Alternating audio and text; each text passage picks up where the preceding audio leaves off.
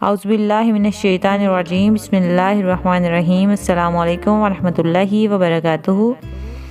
Urdu story channel میں آپ کو خوش آمدید۔ امید ہے آپ سب خیر و عافیت سے ہوں گے۔ آج کی ہماری کہانی ہے سنڈریلا کی۔ پرانے وقتوں کی بات ہے کہ ایک لڑکی سنڈریلا اپنی سوتیلی ماں اور 2 سوتیلی بہنوں کے ساتھ رہتی تھی۔ اس کی ماں بچپن میں مر گئی تھی اور اس کے باپ نے ایک بیوہ سے شادی رچا لی، جس کی پہلے شوہر سے 2 بیٹیاں تھیں۔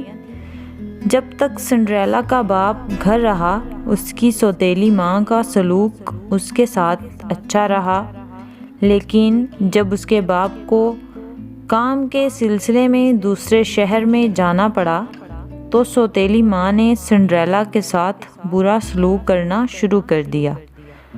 وہ سنڈریلا سے سارا کام کرواتی۔ سنڈریلا کی سوتیلی بہنیں سارا دن بناؤ سنگار میں مصروف رہتیں اور گھر کا کوئی کام نہیں کرتی تھیں۔ گھر کی صفائی ستھرائی، کپڑوں کی دھلائی، برتنوں کی منجائی اور سب کے لیے کھانا پکانا سنڈریلا کی ذمہ داری بن چکے تھے۔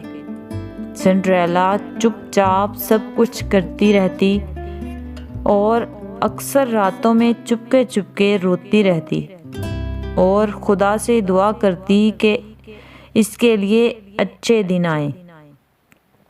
اچھے دن آتے تو ضرور تھے، لیکن وہ 2-3 دن تک ہی محدود رہتے تھے۔ جب سنڈریلا کا باپ گھر آتا تو سنڈریلا کی سوتیلی ماں اور بہنوں کا سلوک اچھا ہو جاتا۔ اسے پہننے کے لیے صاف ستھرے کپڑے ملتے اور گھر کے کاموں میں سب ہاتھ بٹاتے، لیکن جو ہی اس کا باپ واپس لوٹ جاتا تو اس سے صاف ستھرے کپڑے چھین لیے جاتے اور اس کی پھٹی پرانی فراک اس کے حوالے کر دی جاتی۔ سنڈریلا کے گھر میں بہت سارے چوہے بھی رہتے تھے، جن سے اس کی سوتیلی ماں اور بہنیں ہمیشہ ڈرتی رہتی تھیں۔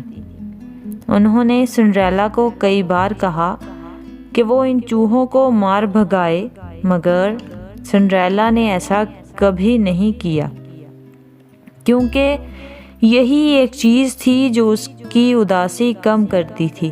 چوہوں کی موجودگی پر سوتیلی ماں اور بہنوں کے فک چہرے دیکھ کر اسے اکثر آرزو پیدا ہوتی کہ کاش وہ بھی چوہا بن کر انہیں خوب ڈراتی۔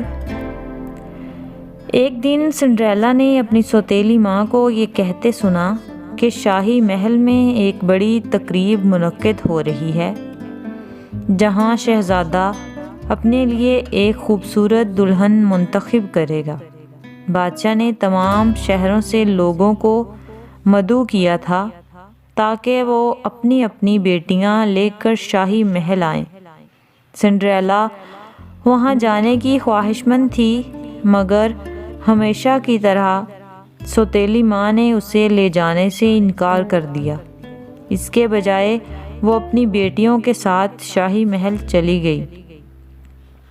سنڈریلا گھر میں بالکل تنہا رہ گئی۔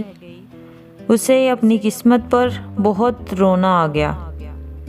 اچانک روشنی کا جھمکا ہوا اور ایک خوبصورت پری اس کے سامنے نمودار ہو گئی۔ پری نے کہا، اٹھو اور شاہی محل جانے کے لیے تیار ہو جاؤ۔ سنڈریلا نے خود کو سنبھالا اور کہا، مگر وہاں جانے کے لیے میرے پاس عمدہ کپڑے نہیں ہیں اور نہ ہی مجھے شاہی محل کا رستہ معلوم ہے۔ پری مسکرائی اور اسے گھر سے باہر لے آئی۔ ایک دیوار کے پاس ایک بڑا سا کدو پڑا تھا۔ پری نے اس کے اوپر اپنی جادو کی چھڑی گھمائی اور رنگوں بھری روشنی میں کدو ایک خوبصورت بگھی میں تبدیل ہو گیا۔ پری نے پھر اپنی چھڑی گھمائی اور دیوار سے چپکی ہوئی 2 چھپکلیاں 2 طاقتور گھوڑوں میں تبدیل ہو گئیں۔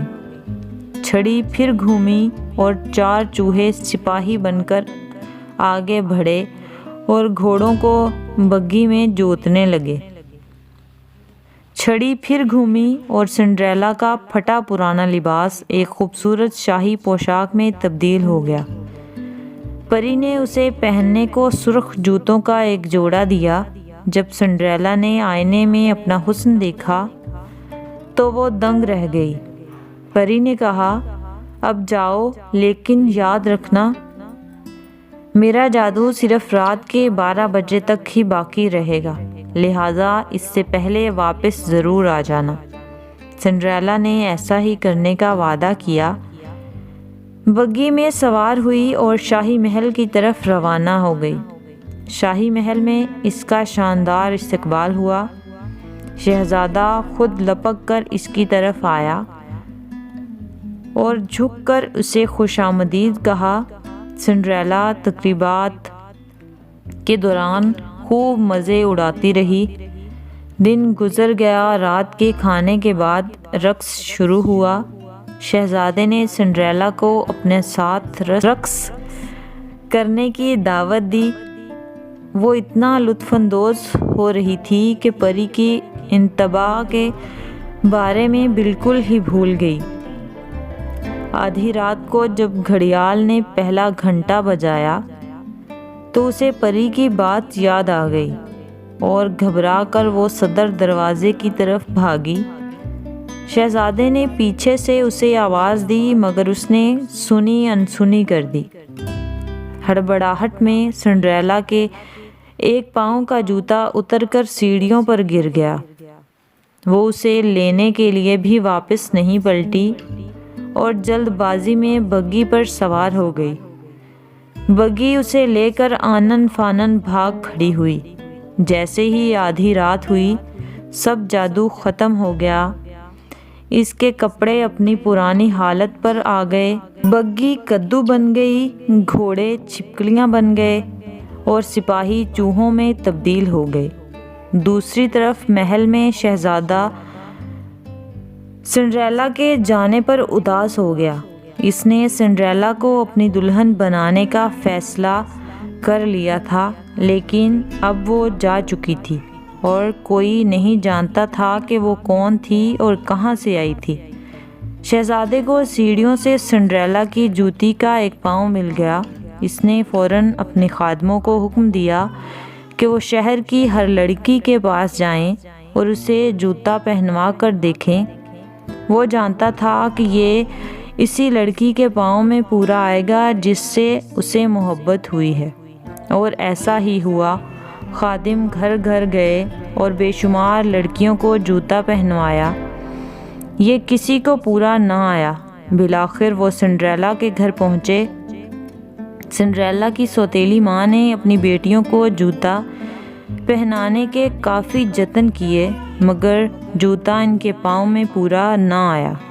جب سپاہیوں نے سنڈریلا کو جوتا پہننے کے لیے کہا تو سوتیلی بہنیں حقارت سے بولیں کہ بھلا اس نوکرانی کو جوتا کیسے پورا آئے گا؟ یہ تو کسی خوبصورت شہزادی کا جوتا ہے۔ لیکن جب سنڈریلا نے جوتا پہنا تو اسے وہ جوتا بالکل پورا آ گیا۔ سپاہیوں نے حیرت سے ایک دوسرے کی طرف دیکھا اور شہزادی کو اطلاع دی کہ ایک نوکرانی کو یہ جوتا پورا آیا ہے تو شہزادہ حیران رہ گیا۔ وہ خود سنڈریلا کے پاس پہنچا۔ شہزادے کی آمد کا سن کر سوتیلی ماں ڈر گئی اور اس نے سنڈریلا کو ایک صاف ستھرا لباس پہننے کو دیا۔ سنڈریلا صاف ستھرے لباس میں بڑی پیاری لگ رہی تھی۔ جو ہی شہزادے نے اسے دیکھا تو وہ اسے پہچان گیا۔ سنڈریلا کو شاہی محل لے جایا گیا جہاں شہزادے کے ساتھ اس کی شادی کا اہتمام کیا گیا۔ اس کی سوتیلی ماں اور بہنیں حسد میں جلنے بھننے کے لیے پیچھے رہ گئیں۔ سنڈریلا اور شہزادے کی شادی ہو گئی اور وہ ہنسی خوشی رہنے لگے۔ یہ تھی آج کی ہماری کہانی سنڈریلا کی۔ امید ہے آج کی ہماری ویڈیو آپ کو پسند آئے گی۔ اگر آپ ہمارے چینل پر نیو ہیں تو ہمارے چینل کو سبسکرائب کریں اور ساتھ ہی بیل آئیکن کے بٹن کو دبائیں تاکہ آئندہ آنے والی ویڈیو آپ تک بر وقت پہنچ سکے۔ نیکسٹ ویڈیو تک کے لیے ہمیں اجازت دیں۔ اپنا خیال رکھیں اور اپنے ساتھ جڑے لوگوں کا بھی خیال رکھیں۔ اللہ حافظ۔